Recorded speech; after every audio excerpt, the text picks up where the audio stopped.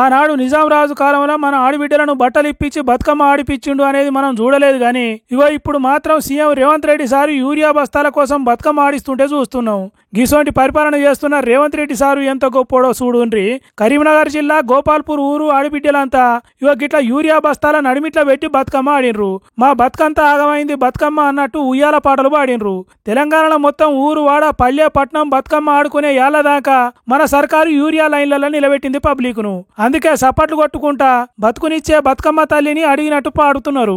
మరి అసలు గొప్ప రోజులు తీసుకొచ్చిండు మన సీఎం రేవంత్ రెడ్డి సారు. పల్లెలల్లో పువ్వులు మొగ్గల కోసం చెట్టు పుట్టా తిరగాల్సిన పబ్లిక్ యూరియా లైన్లలో నిలబడేటట్టు చేసిండంటే ఎంత గొప్ప ముచ్చట ఏం కథ. ఇక ఈ యూరియా బతుకమ్మ ఆటపాటకు మాజీ మంత్రి గంగుల కమలాకర్ సార్ కూడా వచ్చిండు. ఇటువంటి రోజులు మనకు వస్తాయని తెచ్చి చూపిస్తున్న మన సీఎం రేవంత్ రెడ్డి సారు ఎంత గ్రేట్ కదా. శభాస్ రేవంత్ రెడ్డి సార్ అని అంటున్నారు దీన్ని చూసిన తెలంగాణ పబ్లిక్.